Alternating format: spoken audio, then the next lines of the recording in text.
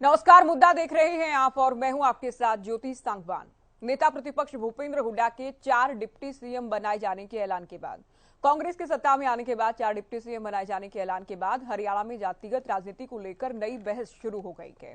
BJP Congress पर और साथ ही भूपेंद्र हुड्डा पर जातिगत राजनीति करने के आरोप लगा रही है। ऐसे में चर्चा एक बार फिर से इस बात को लेकर होगी कि 4 डिप्टी सीएम से क्या कांग्रेस का हरियाणा में बेड़ा पार होगा? क्या कांग्रेस सभी वर्गों को साधने में कामयाब हो पाएगी? तो चर्चा हम करने वाले हैं। पहले एक रिपोर्ट आपको दिखाते हैं।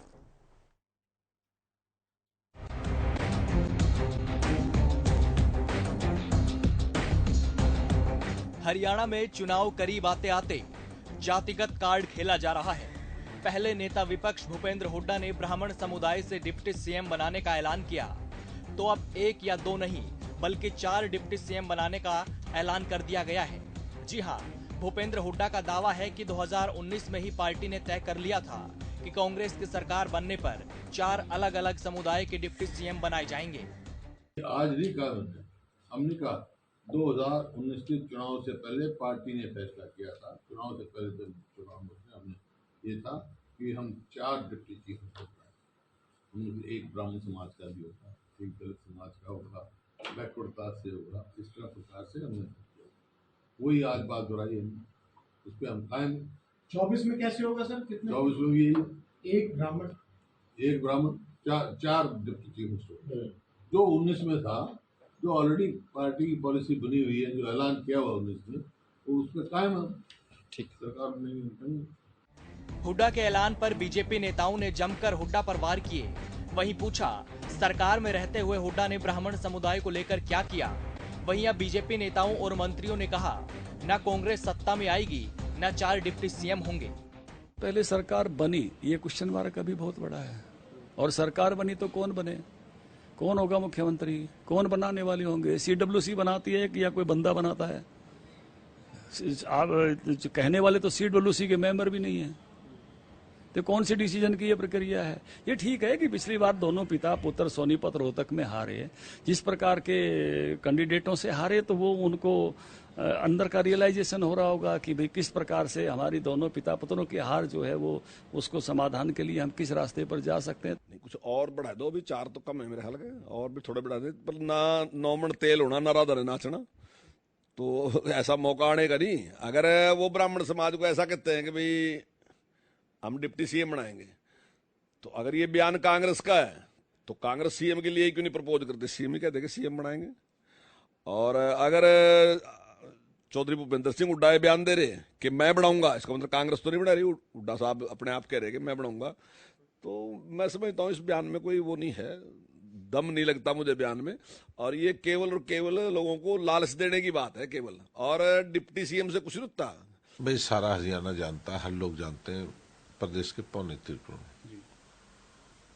इनके मुख्यमंत्री भी, उप मुख्यमंत्री भी 4 की बात करें, मुख्यमंत्री भी इनके 5 मुख्यमंत्री की बात करते हैं, 4 उप मुख्यमंत्री की बात करते हैं। कौन बनेगा, कौन रहेगा? पहली बात तो ये ना नॉर्मल तेल होगी ना राधा नाचेगी, है कुछ नहीं,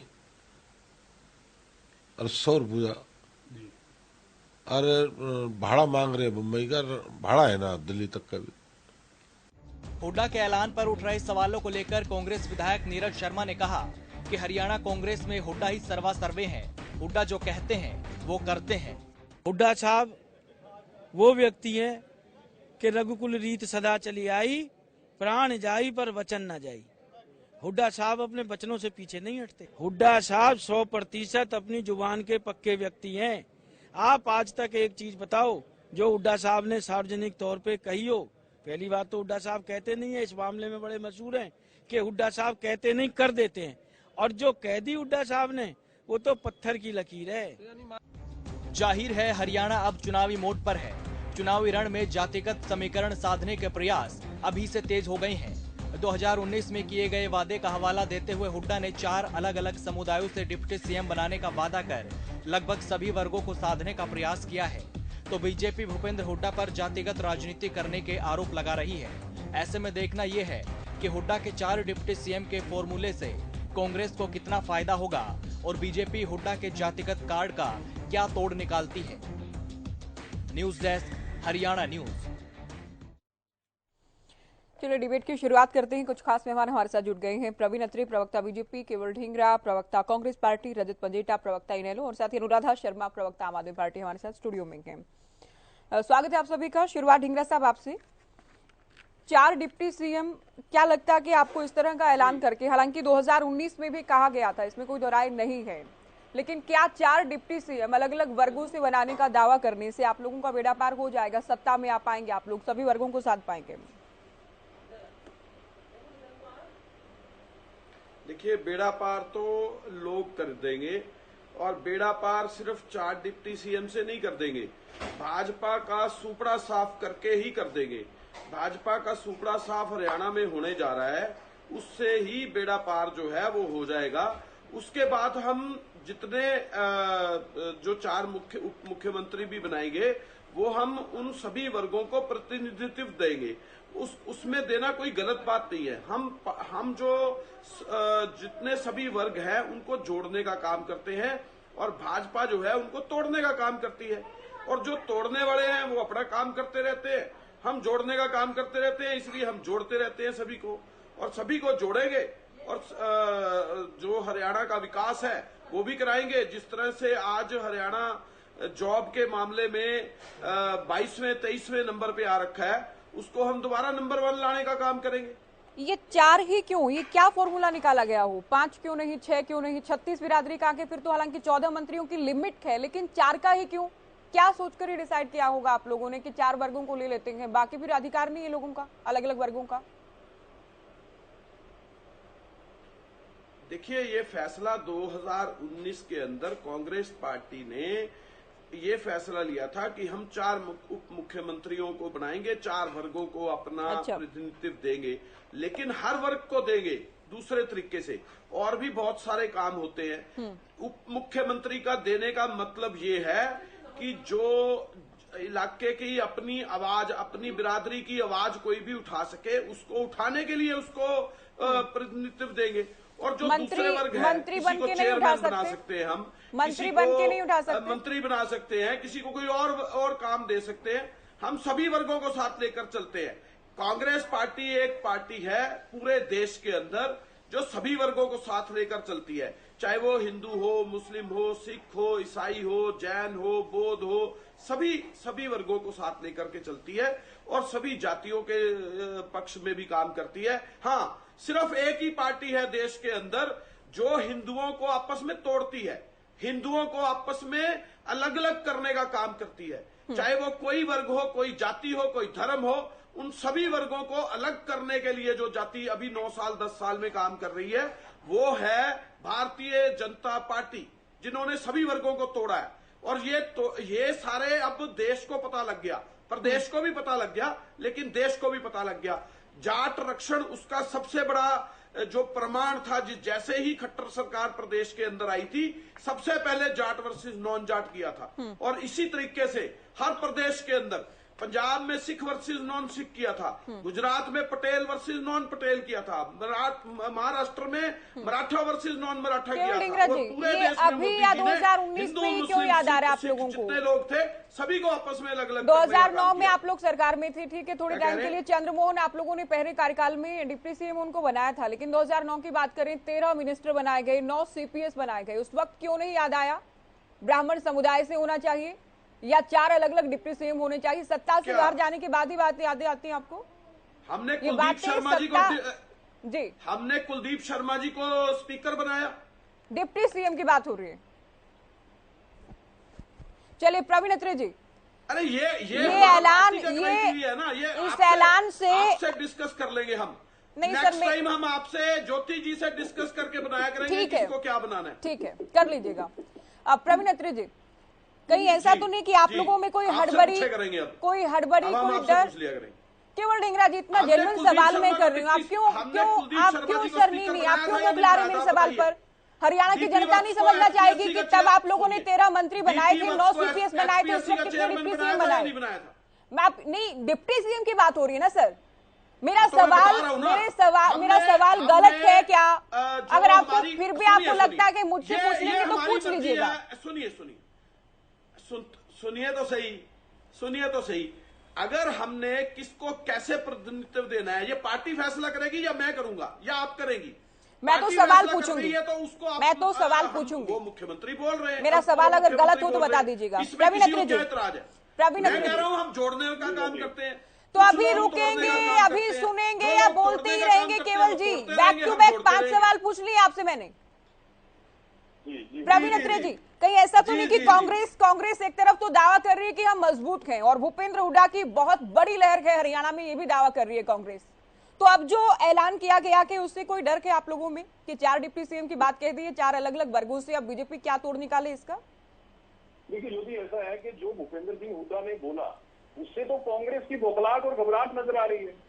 देखिए पिछले 9 साल से हम लगातार सार्वजनिक मंचों से डिबेट में एक बात बोलते थे कि हरियाणा के अंदर विपक्ष के पास कोई मुद्दा नहीं है, मुद्दा विहीन विपक्ष है। जिस तरह से मनोहर लाल जी ने पिछले 9 साल में हरियाणा में सरकार चलाई, विपक्ष को मुद्दा विहीन कर दिया, और आज हमारी बात को भूपेंद्र सिंह हुड्डा ने साबित कर दिया, जो मुद्दों को छोड़ के जात पात की राजनीति पे उतरा है। इससे ये बात तो साबित हो गई कि विपक्ष के पास हरियाणा में कहने को कुछ नहीं है। अब विषय जो आपने कहा, और बहुत बढ़िया सवाल पूछा था आपने, कि क्या इस तरह से कांग्रेस का बेड़ा पार लगेगा? ज्योति जी, अगर इन बातों से कांग्रेस का बेड़ा पार लगना होता तो 2019 में लग जाता। उस वक्त भी कांग्रेस ने इसी तरह के वायदा किया था, लेकिन जनता ने कांग्रेस के उस वायदे को दरकिनार कर दिया था। अब समझने वाली बात यह है कि जनता ने ऐसा किया क्यों था? क्योंकि जनता भूपेंद्र सिंह हुड्डा की फितरत या यूं कहिए उनकी राजनीतिक सोच या उनके विचार को बहुत बेहतर देख चुकी थी उनके 10 साल के कार्यकाल में। अब हम बात करते हैं पहले दलित समुदाय की। हमने सबने देखा है कि कांग्रेस ने एक दलित के बेटे को प्रदेश अध्यक्ष बनाया, अशोक तंवर जी को, तो हुड्डा साहब ने उसकी पिटाई तक करवा डाली, लाठी डंडे चले, उनके सर पे चोट मारी, एफआईआर भी सबने देखा। उसके बाद दूसरी दलित की बेटी को प्रदेश अध्यक्ष बनवाया कांग्रेस ने, शैलजा जी। उनके साथ जो व्यवहार हुआ वो आज तक शैलजा जी सार्वजनिक मंचों से बोलती हैं कि संगठन तक उनको बनाने नहीं दिया गया। तो ये व्यवहार तो रहा उनका दलितों के साथ। अब बात आ जाती है ब्राह्मणों की। हैरानी इस बात की है, प्रवीण अत्री जी, तो अभी तो दलित ही है ना? नहीं, ये गलत होगा ये कहना। एक्चुअली तो गलत होगा ना, क्योंकि अशोक तंवर दलित थे, शैलजा भी दलित आई, अब उदय भान भी तो दलित है ना सर, उदय भान भी तो दलित है। मैं बता रहा हूँ ना कि फैक्चुअली गलत कहते हैं। अभी सुन लीजिए, आपको पता लगेगा सारी बात का।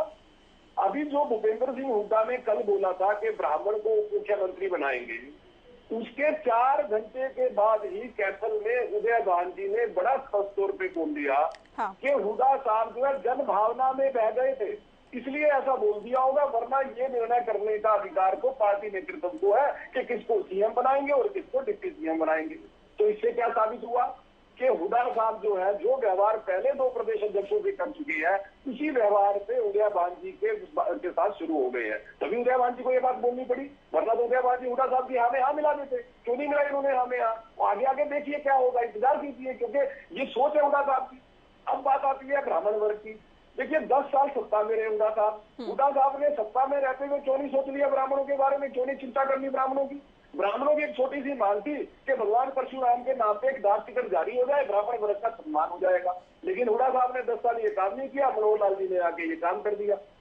ब्राह्मण एक मांग कर रहे थे कि देखिए भगवान परशुराम के नाम पे अगर उनके जन्मदिन पे एक सार्वजनिक अवकाश घोषित हो जाए तो ब्राह्मण वर्ग जो है सम्मानित महसूस करेगा। हुड्डा साहब ने क्यों नहीं कर दिया 10 साल ये काम? ये भी मनोहर लाल जी ने आके किया।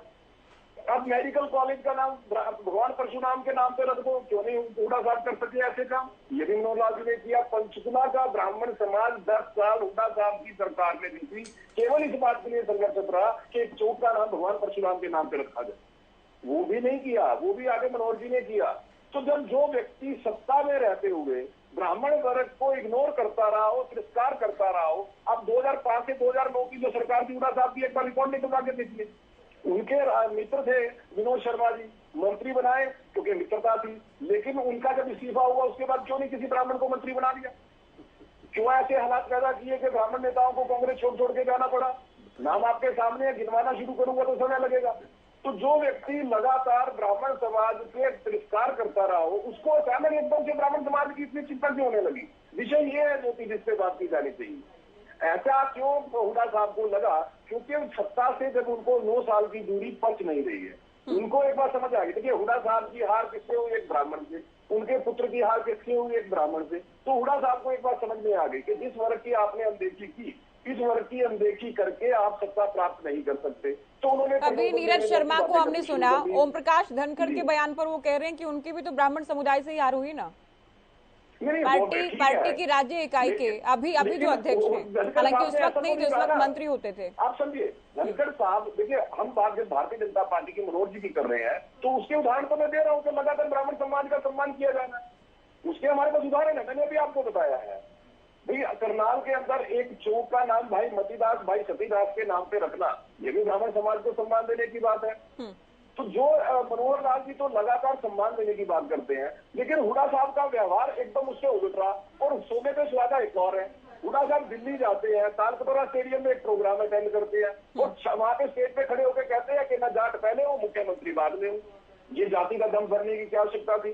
क्या इसको बाकी वर्ग भूल जाएंगे कि एक व्यक्ति अगर जाति का दम भर के सरकार चलाएगा तो उसका बाकी लोगों पे क्या असर पड़ेगा? ये सब चीजें हुड्डा साहब ने जो की है, उसका नतीजा ये हुआ कि ये अभी बात करें तो ढींगरा जी का सफाया हो जाएगा, भारतीय जनता पार्टी का ये हो जाएगा, फिर मुझे वही बात कहनी पड़ेगी जो पहले दो लोग कह चुके हैं कि ना नॉर्मल तेल होगा ना राजा नाचेगी, क्योंकि आपका व्यवहार ऐसा है कि जनता आपको 2024 में भी सबक सिखाएगी, क्योंकि आपके व्यवहार। और देखिए बड़ी हैरानी होती है कि साहब देखिए जॉब के मामले में हम नंबर 1 से दोबारा नंबर 1 करेंगे। मुझे हैरानी इस बात की होती है कि 10 साल में आप लगभग 80,000 सरकारी पक्की नौकरियां देते हैं और मनोहर जी 1,10,000 से ज्यादा सरकारी पक्की नौकरियां दे देते हैं। 60,000 पाइपलाइन के अंदर अभी 10 साल पूरे नहीं हुए। हाँ। वो नंबर 1 थे, हम नंबर 1 है। जी हम तो मुझे लगता है कि छोटे बच्चे को भी पता होगा, लेकिन उसके बावजूद लगातार झूठ बोला जाता है, उसके बाद झूठा नैरेटिव खड़े करने का प्रयास होता है। ठीक है सर। केवल ढींगरा जी, हालांकि आपकी पार्टी विधायक नीरज शर्मा को हमने सुना, कुछ नाम लिए गए कि बीजेपी के जो आप कहें कि बड़े पोर्टफोलियो के मंत्री थे वो भी तो ब्राह्मण समुदाय के नेताओं से हारे ना। लेकिन हुड्डा साहब को लेकर सवाल ये कि तालकटोरा स्टेडियम में वो मुख्यमंत्री रहते हुए कहते हैं कि वो जाट पहले हैं, मुख्यमंत्री बाद में है। क्या इसका कोई उत्तर है आपके पास? आपको लगता है कि हरियाणा वासी भूले होंगे इस बात को? देखिए हार जीत तो सभी पार्टियों में होती है। धनखड़ साहब को किसने हराया था? बीजेपी के जितने मंत्री थे वो क्यों हारे थे? सारे के सारे, एक आधा छोड़ के। तो कह रहा हूं ना, ये तो सारे के सारे हारे थे। और किसने हराया किस को वो तो जनता तय करती है, लेकिन ये बीजेपी तय करने लग रही है सारा कुछ। ऐसे नहीं होता ना, इनके तय करने से तो कुछ होना नहीं, क्योंकि इन्होंने, मैं जो अभी बात कह रहा था कि जो बेरोजगारी दर है, चलिए मेरे को एक बात पर आपको बहुत संक्षेप में ये पूछना था, मोदी साहब की है, ये बार बार जो कहा जा रहा है कि हुड्डा साहब ने कहा कि वो जाट पहले हैं, तो उस पर आप क्या कहेंगे? बताता हूँ ना जी, वो भी बताता हूँ। ये तो पहले ये बात तो पूरी कर लूं। जो हमारे देश के 23 जो स्टेटें हैं, उन 23 स्टेटों के अंदर नीचे से दूसरे तीसरे नंबर पे हरियाणा बेरोजगारी दर में है। ये मैं नहीं कह रहा, पंडिता जी भी डिबेट में है, अनुराधा जी भी हैं। अगर हम आपकी बात का जवाब भी दे रहा हूं, आप सुनिए तो सही। हम काम की बात करेंगे, हम विषय की बात करेंगे तो बेटर होगा। विषय की कर रहा हूं ना, ये विषय की बात तो थी जो इन्होंने प्रवीण अत्रे जी ने सवाल उठाया कि बेरोजगारी दर जो है नहीं है। मैं बता रहा हूं ना, है, और वो सेंटर की सरकार कह रही है। और दूसरी बात, रोहतक का अगर मैं पंजाबी हूं, मेरा नाम केवल ढींगरा है, मैं पंजाबी हूं, तो मैं अपनी बात करने में मेरे को कोई बुराई है क्या कि मैं पंजाबी हूं? अगर हुड्डा साहब ने यह कह दिया कि मैं जाट हूं, तो इसमें कहने की बात गलत है क्या? उन्होंने ये कहा कि मैं सभी वर्गों को दूंगा, तो ये बात भी गलत है। अपने आप को कुछ कहना वो भी गलत है। तो बीजेपी के लिए तो ठीक कुछ है ही नहीं। जिन लोगों ने जाट आरक्षण के नाम पे 30 आदमी पुलिस की साथ मिलकर गोलियों से बुलवा दिए, जो 30 आदमी पुलिस की गोली का शिकार हुए, 30 आदमी, उनकी भरपाई की क्या इन्होंने? किसी का हाल पूछा गया इन्होंने कि हमने जाट वर्सेस नॉन जाट करके 30 आदमी पुलिस की गोली का शिकार हो गए? उसमें इन्होंने किसको जाके पूछा? उनके ऊपर मुकदमे अलग लगा के जेल में अलग भेजे। इन्होंने क्या किया उनके लिए? पूछो ना इनसे कि आपने प्रकाश सिंह कमेटी की रिपोर्ट को कहाँ रखा हुआ है? आज तक उसको निकाल के, हमने तो नहीं बनाई थी कमेटी तो इन्होंने बनाई थी प्रकाश सिंह की। और उस कमेटी चलिए मैं अभी चर्चा को आगे ले जाती हूँ। हालांकि ये हवाला दिया जाता है कि वो एक सामाजिक कार्यक्रम था और अपने समाज के बीच भूपेंद्र हुड्डा की ओर से कहा गया, वो कोई राजनीतिक या फिर वहाँ वो केवल समाज के एक व्यक्ति के तौर पर पहुंचे थे, इस बात को लेकर ये कहा जाता है। बिल्कुल नहीं थी। अभी 4 मुख्यमंत्रियों की जो बात है मुख्यमंत्री की, वो कोई हुड्डा साहब की जाती है। ठीक है प्रवीण जी, आप एक संवैधानिक पद पे बैठे हो तो आप सबके मुख्यमंत्री होते हैं, पूरे प्रदेश के मुख्यमंत्री होते हैं। बिल्कुल। अरे भाई संवैधानिक पद पे तो खट्टर साहब भी बैठे, वो कह रहे हैं कि बेरोजगारी में एक लेडी को कह रहे हैं इसको चंद्रयान पे भेज देंगे। संवैधानिक पद नहीं है मुख्यमंत्री का। मुख्यमंत्री अपने संवैधानिक पद पे एक लेडी को चंद्रयान पे भेज रहे हैं, वो मेरे को नौकरी दो और उसको कह रहे हैं चंद्रयान पे भेजेंगे। तो हुड्डा साहब को सलाह दीजिएगा, हर मंच से बोले बार बार ये बात, पकड़ के रखना, उसको चंद्रयान पे भेजना संवैधानिक पद पे खट्टर साहब को अच्छा लगता है। चलिए मैं इनेलो को चर्चा में जोड़ लेती हूँ अभी।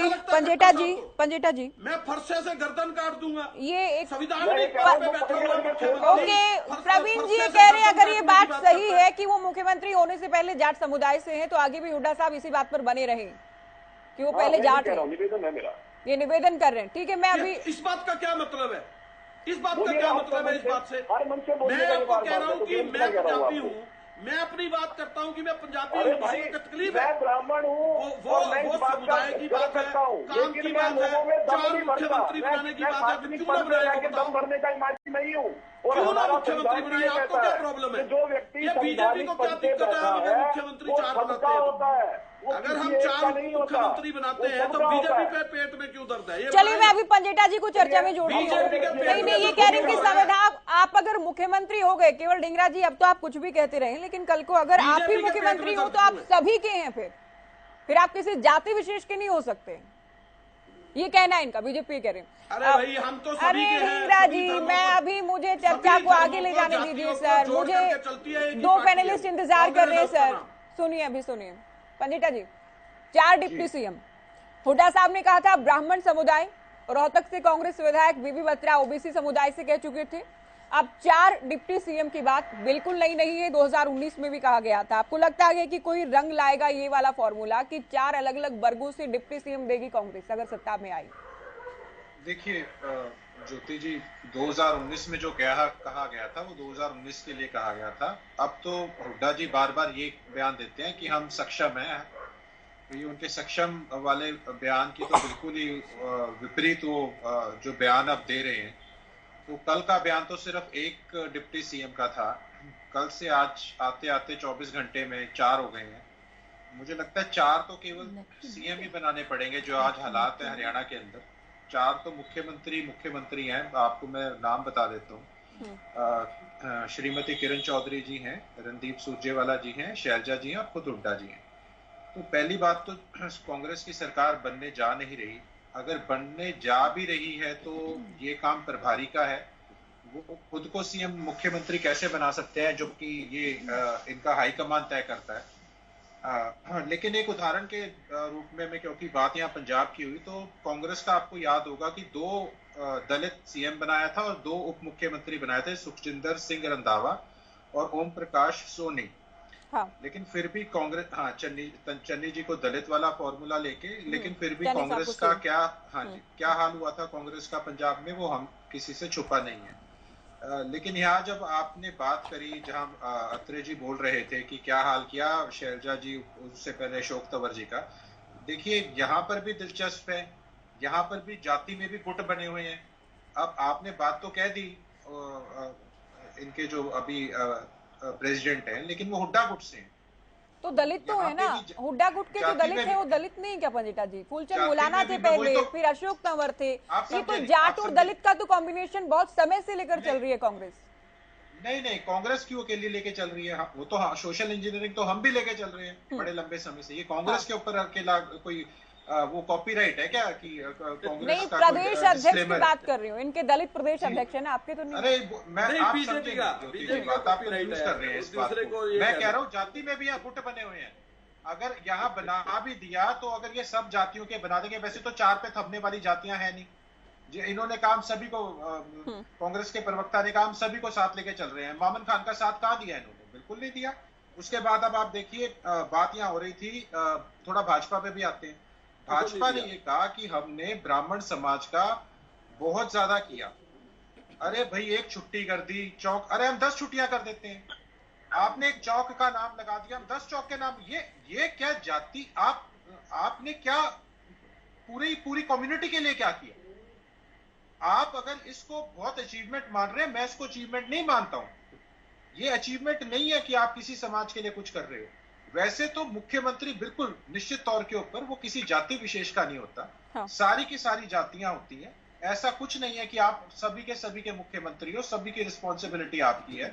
हर चीज का आपका दायित्व बनता है और उनको सुख सुविधाएं पहुंचानी, जो भी वंचित शोषित वर्ग है उसको उसका लाभ मिले। ऐसा नहीं आप एक कम्युनिटी के लिए कर सकते। दूसरा, यहाँ पे बोल रहे थे कि मुद्दों की कमी है विपक्ष के पास। बेरोजगारी है, महंगाई है, कर्ज है, किसानों की आय दुगनी है, अनेक ऐसे मुद्दे हैं, मूलभूत सुविधाएं हैं, सड़कों का है, बिजली के मीटर के बिल इतने आ रहे हैं उसका है। बहुत से मुद्दे ऐसे हैं कि विपक्ष को आप ये नहीं कह सकते कि विपक्ष के पास मुद्दे नहीं है। लेकिन भाजपा भी जो इनके 10 मुख्यमंत्री हैं उनमें से एक भी ओबीसी नहीं है। अगर जो आज देश के अंदर है, भाजपा खुद को भी देखना चाहिए ये बात। लेकिन इसको सारी चीजों को जातिगत एंगल देना ही गलत है ज्योति। मैं इसको बिल्कुल करेक्ट नहीं मानता, क्योंकि अगर कोई भी व्यक्ति किसी जाति से है, वो अपने सामाजिक कार्यक्रमों में जाता है। यहाँ केवल ढींगरा जी की बात को मैं थोड़ा ठीक मानूंगा। एक बात उन्होंने कही कि अगर मैं यहाँ पे पंजाबी हूँ तो मैं हूँ वो अपने समाज के लिए, लेकिन वो इसका मतलब ये नहीं कि आप किसी वर्ग के अगेंस्ट कुछ हो। अगर आप अपने कम्युनिटी में हो, अपनी कास्ट में हो, अपने समाज में हो, अपनी कौम के लिए कोई बात करते हो, उसमें कोई गलत नहीं है। लेकिन हाँ, अगर आप किसी और के बारे में गलत बोलते हैं, हमें तो उनको ना मिले, वो बुरे हैं, वो गलत। आप किसी को बुरा भला मत कहिए। हम देखिए, सब कुछ जातियां ऐसी हैं जो सभी का साथ देने का काम करती है। यहाँ ये कहाँ लिखा है कि वो अपने आप को बोलने में भी शर्म महसूस करे? ऐसा कोई कुछ नहीं है, कहीं नहीं है। सब बोलते हैं। आज प्रवीण अत्रे जी ने भी कहा मैं ब्राह्मण हूं, कहा सरेआम डिबेट के ऊपर। ऐसे ढींगरा जी ने कहा। हम जातियों में क्यों उलझाएं? मेरी मित्रता बहुत अच्छी है अत्रे जी से, मेरी मित्रता बहुत अच्छी है ढींगरा जी से। हम आपस के अंदर ये थोड़ी ना कि हम इस जाति के कोई द्वेष की भावना रखें। ऐसे मुख्यमंत्री होता है, संवैधानिक पद के ऊपर है, किसी के साथ द्वेष की भावना नहीं रखनी चाहिए। प्रवीण अत्रे जी कुछ कहना चाह रहे हैं? देखिए, पहली बात तो मैं पंजेटा जी को भी थोड़ा समझा दूं, क्योंकि हुड्डा साहब के जो शब्द थे ताल कटोरा में, वो शब्द ये थे कि मैं जाट पहले हूँ, मुख्यमंत्री बाद में हूँ। जब व्यक्ति मुख्यमंत्री चुन लिया जाता है, उसको ये अधिकार ही नहीं रहता कि वो सबका मुख्यमंत्री होता है, पूरे प्रदेश का मुख्यमंत्री होता है। तो आप अगर उसको जस्टिफाई करेंगे तो मुझे लगता है ये आप भी गलत कर रहे हैं। दूसरी बात, आप कहते हैं कि ब्राह्मण समाज के, ठीक है, सुन लीजिए।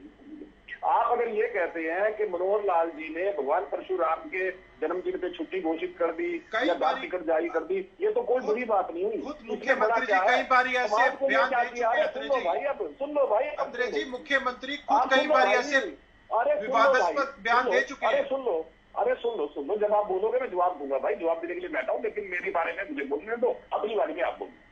जब ये कहते हैं कि ये क्या बड़ी बात हो गई अगर अवकाश घोषित कर दिया या डाक टिकट जारी कर दी, समाज के लिए क्या किया? देखिए, राजनीति के अंदर समाज के लिए करना क्या होता है, किसी भी समाज को एक सम्मान देना होता है। चौधरी छोटू राम के नाम से अगर कोई धर्मशाला या कोई पब्लिक प्लेटफॉर्म बनता है तो वो समाज का एक सम्मान। चौधरी देवीलाल के नाम से अगर स्टेडियम बनता है तो वो एक सम्मान है। जो समाज की बड़ी विभूतियां होती हैं उनको एक रिकॉग्निशन देना, उस समाज का सम्मान करना होता है। और राजनीति के अंदर सबको उचित प्रतिनिधित्व मिले, ये काम होता है। बाकी सब तो आपको अपने पुरुषार्थ से प्राप्त करना होता है, सिफारिशों से नौकरियां नहीं। मनोहर जी ने तो बड़ा स्पष्ट किया हुआ है कि अपनी जो काबिलियत है उससे नौकरी मिलेगी, चाहे वो किसी भी वर्ग का बच्चा क्यों ना हो, पढ़ने लिखने वाले को मिलेगी। तो केवल एक सम्मान देना होता है किसी समाज को। आप बजाय सम्मान देने के अगर उनको हटाना शुरू कर दो, उनको दरकिनार करना शुरू कर दो, तो उसको क्या बोलेंगे? उसको अपमान बोलेंगे। मैं इसलिए हुड्डा साहब के बारे में ये बात की कि उनकी वजह से बहुत से ब्राह्मण नेता पार्टी तक छोड़ने पे मजबूर हुए। कैबिनेट से एक मंत्री ड्रॉप हुआ, दोबारा ब्राह्मण को मंत्री नहीं बनाया जबकि उनके पास विधायक थे। तो आपकी सोच क्या थी? ये विषय है मेरा। अनुराधा जी, 4 डिप्टी सीएम होंगे कांग्रेस अगर सत्ता में आई, आम आदमी पार्टी कैसे देखती है इस बयान को? देखिए ज्योति, बड़ी हास्यास्पद स्थिति है। वो वाला हाल बन गया है हरियाणा के अंदर कि कहते हैं ना कि पैठ जुड़ी नहीं और गटगटे दौड़ पड़े। सरकार बनी नहीं, डिप्टी सीएम बन रहे हैं, सीएम बन रहे हैं। हालत ये है कि आए दिन जुतम पजार हो रही है, लटबाजी हो रही है। और ये हालत सिर्फ कांग्रेस के अंदर नहीं, बीजेपी के अंदर भी हो रही है। और मज़ेदार बात यह है कि सब अपनी अपनी राजनीतिक गोटियां सेट करके और बयानबाजी में लगे हुए हैं। पहली बात मैं ये कहना चाहती हूँ कि आम आदमी पार्टी के तौर पे मैं प्रवक्ता के नाते से कहना चाहती हूँ कि हम तो जाति पाति की राजनीति के बिल्कुल विरोध में हैं। हम उसमें विश्वास नहीं रखते और सबको साथ लेके चलने वाली और आम आदमी को साथ लेके चलने वाली पार्टी आम आदमी पार्टी है। दूसरी बात, मैं भाजपा के प्रवक्ता और कांग्रेस के प्रवक्ता दोनों को बड़े ध्यान से सुन रही थी। पहले तो कांग्रेस के प्रवक्ता ने बहुत गुणगान किया कि भूपेंद्र सिंह हुड्डा और कांग्रेस की सरकार ने ब्राह्मणों के लिए बहुत कुछ किया, मैंने सुना। उसके बाद अत्रे जी ने बहुत लंबा चौड़ा भाषण दिया। तो मैं सिर्फ दो बात कहना चाहती हूँ, इन दोनों प्रवक्ताओं के लिए, को याद दिलाने के लिए कहना चाहती हूँ कि भाई अब चुनाव आ रहा है तो कांग्रेस को ब्राह्मण याद आ रहे हैं, जातियाँ याद आ रही हैं, वगैरह वगैरह। और अत्रे जी ने तो इतना लंबा चौड़ा भाषण दे दिया ब्राह्मणों के लिए कि खट्टर जी ने ये किया वो किया। मैं बड़ी जिम्मेदारी के साथ ज्योति ये कहना चाहती हूँ और अपने अनुभव के आधार पे कहना चाहती हूँ कि भारतीय जनता पार्टी के मुख्यमंत्री मनोहर लाल खट्टर जी ने सिर्फ उन ब्राह्मण नेताओं को और कार्यकर्ताओं को पार्टी के अंदर संतुष्ट किया है, उनको आगे किया है, उनको साथ लिया है जो उनकी चाटुकारिता में लगे हुए हैं। इसका सबसे बड़ा प्रमाण है रामविलास शर्मा। रामविलास शर्मा हरियाणा की भारतीय जनता पार्टी की नींव का पत्थर है। वो व्यक्ति जिसने अपनी युवा अवस्था से पूरी जिंदगी भारतीय जनता पार्टी की सेवा में लगा दी, आज उसकी ये दुर्गति है। मैं आपको वीडियो दिखा सकती हूँ कि एक एसडीएम से वो बात कर रहा है, रिक्वेस्ट कर रहा है और कह रहा है मेरी सीएम साहब से भी बात हो गई है, प्लीज मेरी बात मान जाओ। कोई पूछ नहीं रहा है, मक्खी मार रहा है घर में बैठा हुआ। ये सम्मान दिया भारतीय जनता पार्टी ने ब्राह्मणों को। दूसरी बात, सरेआम पूरी प्रेस के सामने ब्राह्मण समाज के कार्यक्रम के अंदर हरियाणा के मुख्यमंत्री ने कहा, जो फरसा उनको भेंट किया गया कि इसी फरसे से तेरी गर्दन उतार दूंगा। इससे बड़ा सम्मान की बात करती है भारतीय जनता, इससे बड़ा अपमान वो क्या करेंगे ब्राह्मण समाज का। इसलिए मैं कहना चाहती हूँ कि ये जो चुनावी झुंझुने हैं इनको बजाना भारतीय जनता पार्टी और कांग्रेस दोनों बंद करे। तीसरी बात मैं ये कहती हूँ कि जिस व्यक्ति के पास कोई आधार नहीं है, जिस व्यक्ति के पास काम की राजनीति नहीं है, जिस व्यक्ति के पास मुद्दे नहीं है, वो जात बिरादरी की बात करता है। भारतीय जनता पार्टी वोटों के ध्रुवीकरण के लिए नूह को जलवा देती है। भारतीय जनता पार्टी 10 साल तक महिला आरक्षण लागू नहीं होना और महिला आरक्षण का देने का ड्रामा करती है। भारतीय जनता पार्टी मौलवियों की तनख्वाह बढ़ाती है। भारतीय जनता पार्टी पेंशन बढ़ाती है। आपके पास क्या एविडेंस है? आप क्या आरोप लगा रहे हैं कि बीजेपी ने जलवा दिया नूह? बिल्कुल, जांच हो रही है। मुख्यमंत्री पूरी तरह से जिम्मेदार है उसके लिए। मुख्यमंत्री जी की लापरवाही के कारण मुख्यमंत्री जी और अनिल विज जी पूरी तरह से इसका, चलिए आप इस पर चर्चा करने के लिए तो नहीं बैठे हैं। मेरी बात पूरी है कि आपने दो बातें, दो आरोप आपने बकायदा दो उदाहरण मैं आपको ये बताना चाहती हूँ कि चाहे महिला आरक्षण का मामला हो, चाहे मौलवियों की तनख्वाह बढ़ाने का मामला हो, चाहे बुजुर्गों की पेंशन बढ़ाने का मामला हो, ये सब चुनावी झुंझुने हैं। ये दोनों पार्टियां लोगों को गुमराह करने के लिए, जनता को गुमराह करने के लिए झुंझुने बजा रही हैं। लेकिन मैं आपको बताना चाहती हूं आपके चैनल के माध्यम से कि हरियाणा की जनता कांग्रेस को देख चुकी। अगर कांग्रेस ने कुछ किया होता तो भारतीय जनता पार्टी की सरकार ही नहीं आती। और भारतीय जनता पार्टी को 8 साल में देख लिया। अब जनता निर्णय करेगी कि इन दोनों को छोड़ के विकल्प के रूप में आम आदमी पार्टी को सत्ता सौंपनी है हरियाणा के अंदर जनता ने। और इस बात का आप 2024 में रिजल्ट भी देख लेंगे। मैं पूरी तरह से इस बात को कहती हूँ कि ये सारे चुनावी हथकंडे हैं, ये लोगों को गुमराह करने की राजनीति है, इसके अलावा कुछ भी नहीं है। अत्रे जी, मुझे पता है आपको कुछ कहना है, एक वाक्य में ही कहिएगा, फिर केवल जी इंतजार कर रहे हैं बहुत देर से। नहीं, एक वाक्य में पूरा नहीं हो सकता, लेकिन बहुत जरूरी है ज्योति जी, केवल 2 सेकंड, उसके बाद मेरा समय किसी को दे दीजिए, मुझे कोई एतराज नहीं होगा। लेकिन आम आदमी पार्टी की प्रवक्ता ने जो बातें कही है, मैं केवल उनको उनका दोहरा तेरा दिखाना चाहता हूँ। पहले तो उन्होंने कहा देखिए हम जात पात की राजनीति नहीं करते, हमने कभी राजनीति नहीं की। पंजाब चुनाव के अंदर अरविंद केजरीवाल, आप हरियाणा की बात करिए ना, अभी आप मनोहर लाल खट्टर जी का गुणगान कर रहे थे। अत्रे जी, अभी आप मनोहर लाल खट्टर का गुणगान कर रहे थे, इनको चुप कराइए। आप मनोहर लाल खट्टर का गुणगान कर रहे थे, मुख्यमंत्री के गीत गा रहे थे। नहीं, आप मुख्यमंत्री के गीत गा रहे थे, आप उसका जवाब दीजिए ना मुझे। आपको टोका नहीं, नहीं मैं दूंगा जवाब। अरे दूंगा। आप मुझे पहले बताइए ना, अरे मैं जवाब दूंगा मेरी ना बात भाई। का जवाब मुझे दीजिए ना। दीजिए। तो आपकी तो बात का ही जवाब दे करो रहे हैं। भाई। आप लोगों की अरे सरकार आपकी तो बात का पंजाब जवाब और दो, दिल्ली किसी में है, और तो को वहीं दो। का उदाहरण तो देंगे ना। यहाँ तो आप लोग सरकार में नहीं है। आप हरियाणा की देखिए, सरकार की ऐसा बात है। करिए ना, हरियाणा के अंदर हरियाणा में मुख्यमंत्री क्या आपका कर है रहे क्या हैं? भाई? अरे बता रहा हूँ ना सर। देखिए ऐसा है ज्योति, इन्होंने बाकायदा वायदा किया कि एक दलित को मुख्यमंत्री बनाएंगे। ये पंजाब में अरविंद केजरीवाल जी ने वायदा पूरा नहीं किया। उसके खिलाफ आज तक वहां पे आंदोलन होते हैं, अपोजिशन आज तक आवाज उठाता है। चाहे तो अनुराधा जी एक बार पंजाब जाके पता कर ले। नंबर 1। नंबर 2, इन्होंने कहा कि जी इन्होंने मुंह जला दिया। ऐसा है, अगर आपके पास एक भी सबूत हो कृपया जरूर दीजिएगा, सुबह पब्लिक में जारी कीजिएगा। वरना आपके अल्पसंख्यक मोर्चा के प्रदेश अध्यक्ष भीड़ के साथ हमला करके एक व्यक्ति की हत्या में संलिप्त है। ये नामजद प्रवीण जी, FIR प्रवीण है। जी, ये आम आदमी पार्टी का नेता, नामजद ये FIR है बातें उनकी। दूध का ये दूध नामजद पानी है। का पानी हो इसके जाएगा। इस ये तरह बातें की सब आपको सामने आ बताइए। जाएंगी। अरे मैं बता रहा हूँ, दूध का दूध नहीं, पानी का। आज देखिए, देश ना के करें। अंदर, तो भी अच्छी बात आज नहीं है देश के कि अंदर, जानबूझ के भी सर्व कर रही है। आज अनुराधा देश के जानबूझ के भी अंदर सर्व कर रही है। सिर्फ भारतीय इनको चुप जनता कराइए। पार्टी के नेता, अनुराधा जी, इससे सिर्फ समय ही बर्बाद जनता होगा। पार्टी के लोग, देखिए ये ऐसे सिर्फ ठीक भारतीय नहीं है। जनता इनको पार्टी चुप के लोग कराइए। अपराधी इनको नहीं है, चुप पूरा कीजिए। देश ये अपराधी जानबूझ के है हरकत कर रही है। आपकी नजर इन्होंने में। अनाप शनाप बातें अनुराधा करी, जी, मैंने आपके सुनी ना आपके समय में एक बार भी नहीं बोले।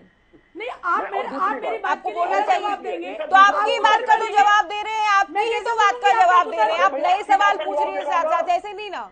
आप ही की बात का जवाब दे रहा हूँ भाई। एक तो इन्होंने नू में इनके अल्पसंख्यक मोर्चे का प्रदेश अध्यक्ष नामजद FIR उतारने के खिलाफ क्या में शामिल, दंगे में शामिल। नंबर 1। नंबर 2, दिल्ली के अंदर, पूर्वी दिल्ली में दंगे हुए। इन्हीं की पार्टी का काउंसलर है ना जो अभी तक जेल के अंदर बैठा हुआ है, दंगों के अंदर शामिल था। इनकी पार्टी के लोग, अरे वो कुछ जेल नहीं में मिल रहे, कुछ नहीं मिल रहे। पॉलिटिकल मोटिवेटेड अरे मुकदमे वो हैं, जेल में है। अरे वो पॉलिटिकल जेल में है मोटिवेटेड भाई। मुकदमे हैं। वो- याद अरे वो रखिए, दंगों के मैं अंदर आपको एक बात उसके कहना घर से चाहती हथियार हूँ, मिले, मैं पेट्रोल आपको पंप कहना मिले। चाहती हूँ, अब इन लोगों सुनिए। का क्या करेंगे बताइए? ये डिबेट देखिए लोगों कहीं का क्या नहीं, किसी करना और है? दिशा में जा रही है। आप आपने गलत नू बात को कर रहे लेकर, हैं, नहीं नहीं, नू हिंसा को लेकर तभी मैंने साथ ही मैंने इनसे पूछा था कि क्या कोई सबूत है, इसलिए कि डिबेट का समय बर्बाद ना हो इस विषय पर। ज्योति जी 2-3 बातें इन्होंने बोली। रामविलास जी के बारे में बात बोली। देखिए रामविलास जी पिछली सरकार के अंदर नंबर 2 के मंत्री थे, शिक्षा मंत्री थे, चुनाव जीत के आए थे, हमारे सम्मानित नेता है। अब की बार वो चुनाव हार गए और इतने बड़े नेता है, उनका जो सम्मान है पार्टी में, आइए आपको चुनाव हारने की छोड़िए, जिन्होंने चुनाव लड़ाई। अनुराधा जी, मुझे आपको म्यूट कराना होगा। पीसीआर को म्यूट करें। क्या पीसीआर करें इन लोगों का? अपनी बारी में चिल्लाते हैं, दूसरे की बारी में भी चिल्लाते हो। अरे डिबेट करना सीख लो भाई, नहीं आती तो सीख लो। दूसरा, इन्होंने मुख्यमंत्री जी की एक वीडियो के बारे में लगातार झूठ बोलते हैं कि मुख्यमंत्री जी ने कहा गर्दन काट दूंगा। जिस व्यक्ति के साथ ये वाक्य हुआ, अगले दिन ही उसका बयान था कि मुख्यमंत्री जी मेरे पिता के समान है। उसी व्यक्ति का बयान था। दूसरा, वो वीडियो ज्योति जी आपने भी देखी, मैंने भी देखी, हम सबने देखी कि जो व्यक्ति पीछे से मुकुट लगा रहा है मुख्यमंत्री, अनुराधा जी, आप म्यूट करें। कौन है? देखिए आपने भी वो वीडियो देखी है। वो ऐसा इंसिडेंट था कि पीछे से एक व्यक्ति अचानक एक मुकुट डाल देता है मुख्यमंत्री जी के चेहरे पे। मुख्यमंत्री जी को पता भी नहीं था ये व्यक्ति कौन पीछे डाल रहा है। पीछे थोड़ी उनके सर के पीछे तो आंख नहीं है। तो ये बार बार के ब्राह्मण को कह दिया फरसे से काट दूंगा ब्राह्मण, वो एक रिएक्शन था। अचानक आग लगी गई, और वो कोई भी होता, कोई भी व्यक्ति होता तो रिएक्शन स्वाभाविक होता है। तो इस तरह की बातें करके जो ये आम आदमी पार्टी के लोग अपने दोगले चरित्र को छुपाने का प्रयास करते हैं। मैं डिबेट का डायरेक्शन चेंज नहीं करना चाहता, वरना बहुत कुछ आम आदमी पार्टी के आपने लगभग सभी बातों का उत्तर दे दिया। केवल ढींगरा जी, अभी ओम प्रकाश धनखड़ को हम सुन रहे थे कि बीजेपी में पार्लियामेंट्री बोर्ड डिसाइड करता है, कांग्रेस में शायद CWC करती है। तो भूपेंद्र हुड्डा किस तरह से दावा कर रहे हैं? अब वो ये तो डिसाइड कर ले पहले कि किसकी अगुवाई में चुनाव लड़ा जाएगा, और क्या भूपेंद्र हुड्डा ये डिसाइड करेंगे कौन मुख्यमंत्री होगा, 4 डिप्टी CM बनाए जाएंगे? जी ज्योति जी, आपने शायद वो पूरी बात सुनी नहीं है। उसमें उन्होंने, हुड्डा साहब ने ये कहा है कि 2019 के अंदर कांग्रेस पार्टी ने फैसला लिया था। अब ये बात को कांग्रेस पार्टी ने फैसला लिया था, उसको नहीं आप सुन रहे। कांग्रेस पार्टी ने अगर फैसला लिया था केवल तो जी, उसकी बात कह रहे हैं। और और ब्राह्मण समाज की रोहतक में एक मीटिंग हुई। तो उदय भान सर, मैं देखिए, आप मेरे सवाल पर ही जब सवाल करते हैं ना, मुझे बोलना पड़ता है। मैं तो ओम प्रकाश धनखड़ के बयान की बात कर रही हूँ। तो अगर पार्टी हाईकमान ने फैसला लिया तो क्या उदय भान को जानकारी नहीं है क्या? धनखड़ जी के बयान का ही तो उत्तर तो उदय भान को जानकारी नहीं है क्या? अकेले हुड्डा साहब को बता दिया अकेले? है जानकारी। मैं ये कह रहा हूं कि 2019 की बात थी, वो उसके लिए वो बात अलग हो गई। अब रोहतक में ब्राह्मणों ने हुड्डा साहब को सम्मानित करने के लिए वहां पे एक बुलाया, वहां पे एक बात रखी, उस बात को हुड्डा साहब ने माना और हुड्डा साहब ने कहा कि ये हमारा पुराना फैसला है, हम आपके समुदाय में से एक मुख्यमंत्री उप मुख्यमंत्री बनाएंगे। तो इसमें क्या गलत बात क्या है? इसमें क्या परेशानी है किसी भी पार्टी को? अगर हम किसी को जोड़ने की बात कर रहे हैं, किसी वर्गों को जोड़ने की बात कर रहे हैं, तो भाजपा के पेट में दर्द क्यों हो रहा है? सवाल तो ये है। तो उदय भान को भी जोड़ लेते ना इस बात में, उदय भान को भी साथ में जोड़ देते कि ये बयान का इलाज कराना चाहिए। नंबर 1 सुनिए, उदय भान जी ने कुछ नहीं कहा। उदय भान जी ने यही बात कही है कि ये जो बात है, ये बात 2019 की है ना, उसी बात में उपलक्ष्य में हुड्डा साहब ने बात कही है। लेकिन उनसे जो सवाल पत्रकार पूछ रहे थे उन्होंने अपना जवाब दे दिया, तो इसमें क्या गलत बात होगी? उदय भान जी को आप दोबारा पूछ लीजिएगा। उदय भान जी ने कोई इसमें गलत बात की नहीं। आज उदय भान जी दोबारा प्रेस कॉन्फ्रेंस में थे और वहां दीपेंद्र हुड्डा जी भी थे। इसमें भी कोई बात नहीं है, सभी चर्चा का विषय था और इस चर्चा के विषय में यही बात उठी थी, यही जवाब दिया गया। तो कहाँ उदय भान जी की बात गलत है, ना कहाँ हुड्डा साहब की बात गलत है। किसी की बात कोई गलत नहीं है। ये एक बनाई गई बात है, बीजेपी के द्वारा उठाई गई बात है, क्योंकि बीजेपी के पेट में मरोड़ हो रहा है। इनको दवा की जरूरत है, किसी अच्छे डॉक्टर की जरूरत है। उस डॉक्टर से जाके अपने पेट का इलाज कराएं, इनका दर्द ठीक हो जाएगा, ये अपने आप ठीक हो जाएगा। अब बीजेपी कहती है क्योंकि दीपेंद्र हुड्डा को भी ब्राह्मण नेता ने हराया, बड़े हुड्डा साहब को भी ब्राह्मण नेता ने हराया, इस बात का ये डर है कि कम से कम पिछली बार वाली चीजें रिपीट ना हो, इसलिए ब्राह्मण याद आ रहे हैं। तो फिर अकेले ब्राह्मण की बात तो की नहीं, हमने अकेले ब्राह्मण को मुख्यमंत्री बनाने की बात नहीं की है। हमने 4 समुदायों के उप मुख्यमंत्री बनाने की बात की है। इसमें ब्राह्मण समाज ने बुलाया था, उन्होंने उनको बोल दिया।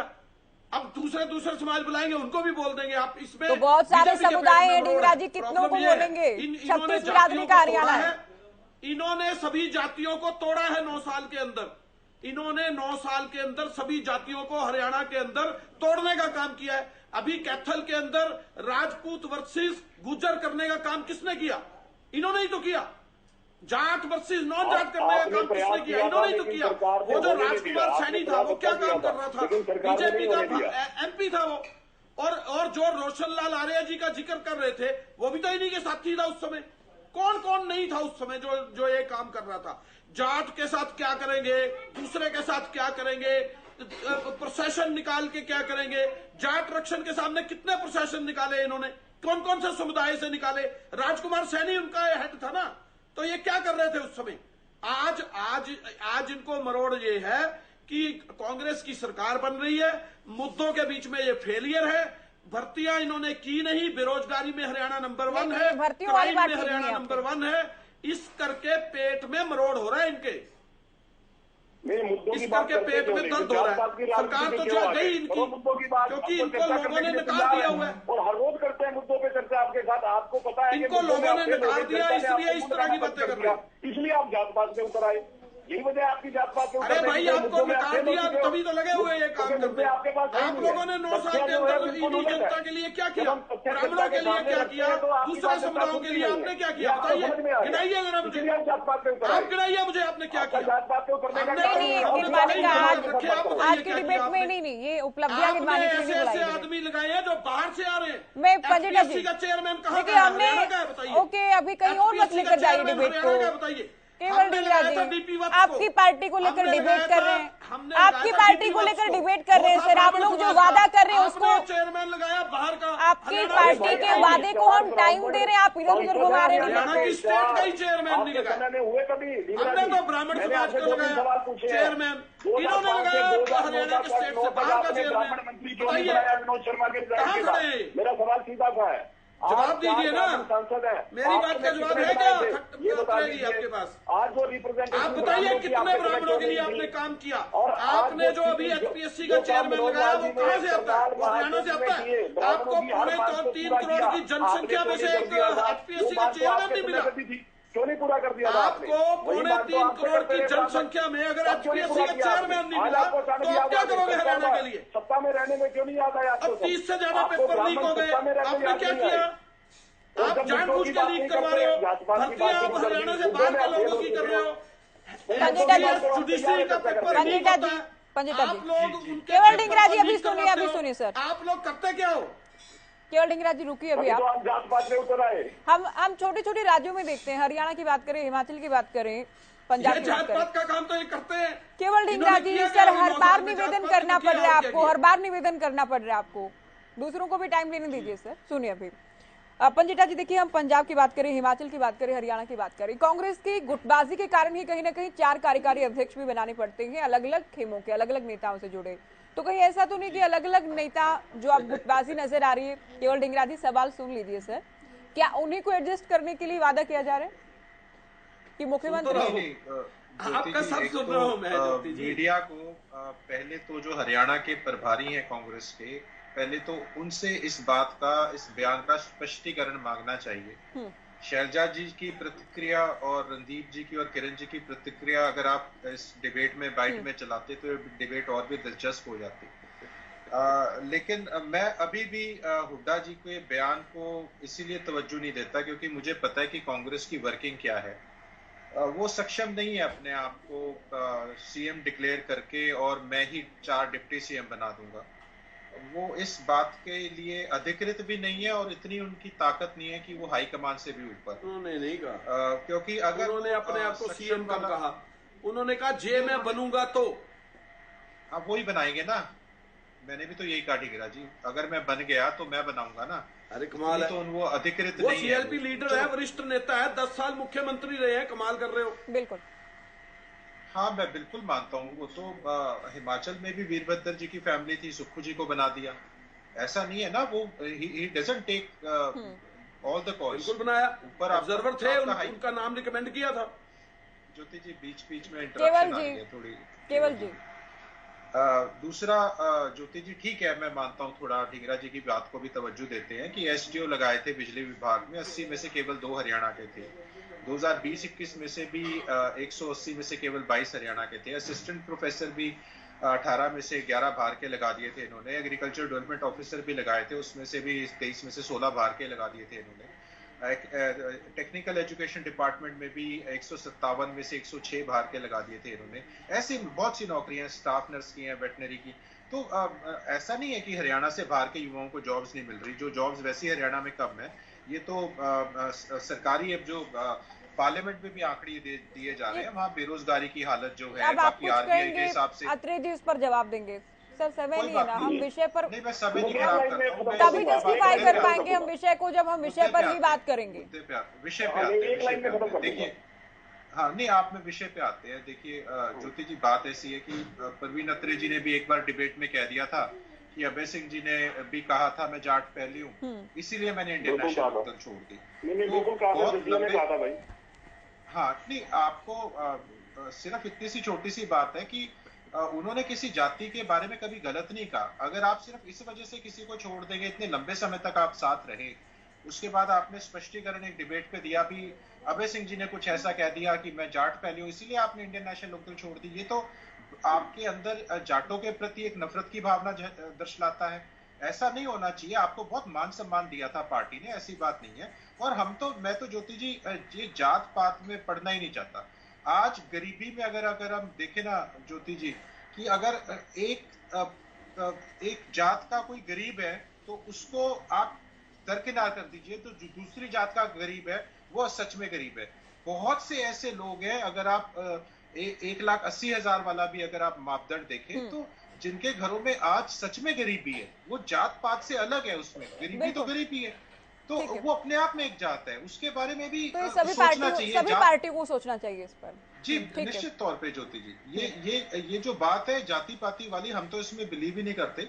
और ये ऐसी ना हमने ऊंची राजनीति करी, ना गंदी राजनीति करी, और ना हम आगे कभी ऐसा कुछ होंगे। हमारे लिए सारी जातियां सर मत्थे पे हैं, कोई भी है, किसी भी लोगों का भी तो कोई वादा नहीं है ना डिप्टी सीएम। नहीं, ऐसी हम राजनीति बनाएंगे जरूर, लेकिन बनाएंगे। ये ऐसे कार्ड नहीं खेलेंगे। पहले बोल के ऐसी गंदी राजनीति नहीं करेंगे, बनाएंगे जरूर, सबको मान सम्मान देंगे। चैनल पे बोल के जा रहा हूँ।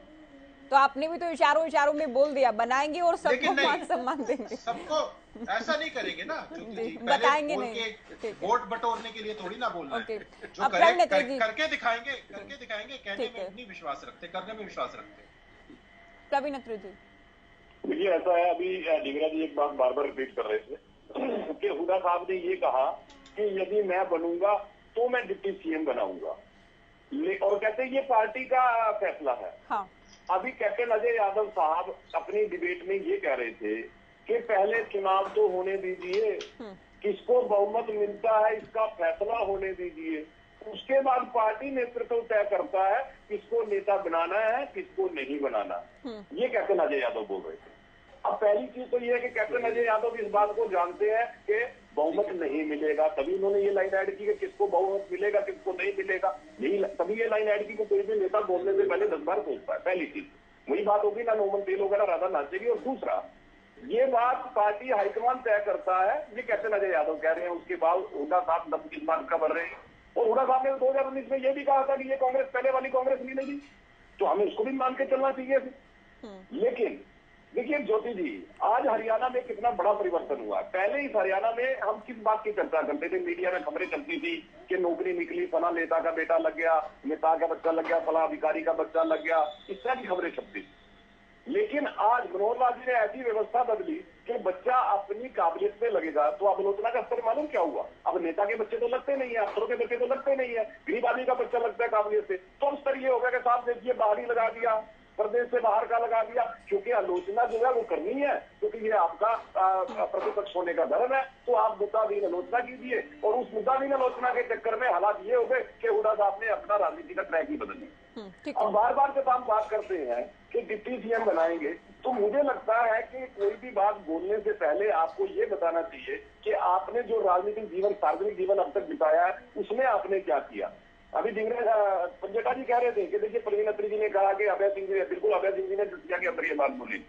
लेकिन मेरा बड़ा स्पष्ट मानना है, जब आप सार्वजनिक जीवन में आ जाते हो तो आपके दायित्व बदल जाते हैं। आज 36 बिरादरी आपका अपना होता है, उस वक्त अगर आप ये दम भरते हो तो अभय तो अभी किसी के बारे में गलत नहीं कहा अभय सिंह जी ने, कभी किसी जाति के बारे में कभी गलत नहीं कहा, अलग है। लेकिन आप सार्वजनिक जीवन में आके कभी अभय सिंह जी ने किसी भी जाति की बात ना करें, क्योंकि जब एक हम बार-बार बात मानते हैं उसका जाति जो है हमारे समाज का जहर है, जात पात जो है हमारे समाज, हम बार-बार बोलते हैं। चलिए पंजेटा जी कह रहे हैं कि उन्होंने किसी दूसरी जाति को गलत नहीं कहा था, आप ये कह रहे हैं कि सार्वजनिक जीवन में जाति पीछे छोड़ देनी चाहिए। पंजेटा जी कह रहे हैं कि उन्होंने खुद की जाति बताई है, उसमें प्राउड फील करने में कोई बुराई नहीं है। ये दोनों पक्ष आप दोनों के। अनुराधा जी, अब तक 65 साल से अधिक का हरियाणा हो चुका है, और अगर मैं ठीक हूं तो शायद प्रवीण अत्री जी 5 ही डिप्टी सीएम रहे होंगे, या 4 से 5 डिप्टी सीएम रहे हैं। अब 4 डिप्टी सीएम भूपेंद्र हुड्डा एक बार में ही बना देंगे, तो क्या बहुत बार हमने देखा है या तो गठबंधन की सरकार को या फिर अपने नेताओं को ही एडजस्ट करने में, या तो हुड्डा साहब को लगता है कि गुटबाजी बाद में भी नहीं थमने वाली है, या कांग्रेस अकेले अपने बूते सरकार बनाने वाली नहीं है। ज्योति, ऐसा है कि ये सिर्फ एक लोगों को समेटने वाली बात है। हरियाणा कांग्रेस के अंदर जो गुटबाजी है, जो अलग अलग वर्ग के लोग हैं, उन लोगों को कैसे मैनिपुलेट करके अपने साथ लगाया जाए, ये बयान इस बात को दर्शाता है कि वो सबको अपने साथ समेट के चलने की बात कर रहे हैं।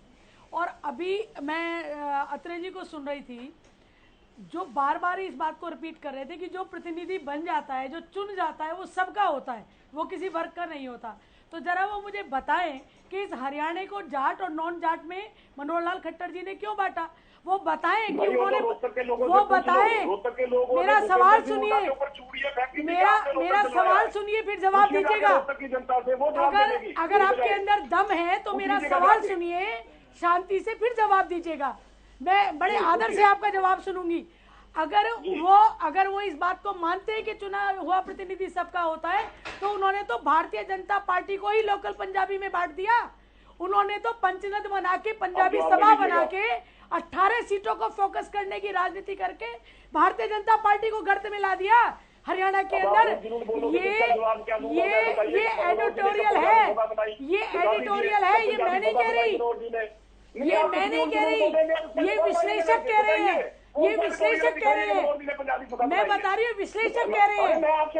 अरे भाई साहब बात सुनिए, अभी आप कह रहे थे ना रामविलास से चुनाव हार गए, मैं आपको हारे हुए और जो चुनाव लड़ने के लायक नहीं है वो लोग मुख्यमंत्री आवास को चला रहे हैं। आप क्या बात करते हैं, आप क्या बात करते हैं? आप किस मुंह से बात करते हैं आप?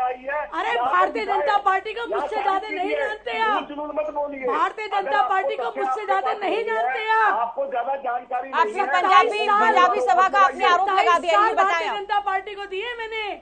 उनसे पूछिए ज्योति। आप तो सरकार बनने के अनुराधा बाद जी, आपने जो कह दिया पंजाबी सभा बनाई गई, कुछ सीटों पर फोकस करने के लिए कहा गया, आप किस आधार पर ये कह रहे हैं? मैं इस आधार पे कह रही हूँ कि जब जब पंजाबी सभा के कार्यक्रमों में मुख्यमंत्री जी आते हैं और आप उनके द्वारा नॉमिनेटेड लोगों की लिस्ट उठा के देख लीजिए, आपको पता चल जाएगा कि पूरी बीजेपी आज लोकल पंजाबी के मुद्दे पे त्रस्त है।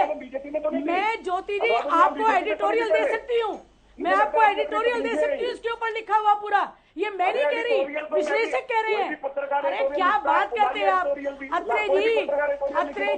अत्रे जी, जिस चीज को हमने अपनी आंखों से भोगा है, अपनी पंजाबी सभा जो कहा, पंजाबी सभा का कोई अध्यक्ष भी होगा, कोई सदस्य भी होंगे, कितने सदस्य हैं, कहाँ काम कर रहे हैं? आप ये कह रहे हैं ना कि जो चुन गया वो सबका होता है, तो खट्टर जी को बताइए कि वो सिर्फ पंजाबी नहीं है, उन्हें बताइए कि वो लोकल पंजाबी की बात कह के बीजेपी का बट्टा बैठा रहे हैं। आप यहाँ बैठ के मुझे आदर्श सिखा रहे हैं, आप आदर्श बता रहे हैं। अरे अत्रे जी, कितने दिन से बीजेपी को जानते हो? कितने दिन से बीजेपी को जानते हो आप मुझे बता रहे हैं। आप मुझे बता रहे हैं व्यक्तिगत तकलीफ नहीं, मैं सच्चाई बोलती हूँ भाई साहब, मैं सच्चाई बोलती हूँ। क्या बात करते हैं आप सच्चाई को जुटलाइए मत। मैं आपको एडिटोरियल दिखा सकती हूँ, मैं आपको एक एडिटोरियल के आधार पर केवल दावा करने से काम नहीं चलेगा ना। आपने जो पंजाबी सभा की बात की तो आप बताएं, आप मुझे टाइम कहाँ काम कर रही है? मैं आपको टाइम दे रही हूँ, हालांकि मेरे पास टाइम नहीं है, वाइंड अप का समय है, मैं आपको टाइम दे रही हूँ। मैं आपको जींद के लोगों के नाम गिनवा सकती हूँ, मैं आपको महेंद्रगढ़ के लोगों के नाम गिनवा सकती हूँ, मैं आपको गुड़गांव के लोगों के नाम गिनवा सकती हूँ। क्या बात करते हैं आप? क्या बात करते हैं अत्रे जी?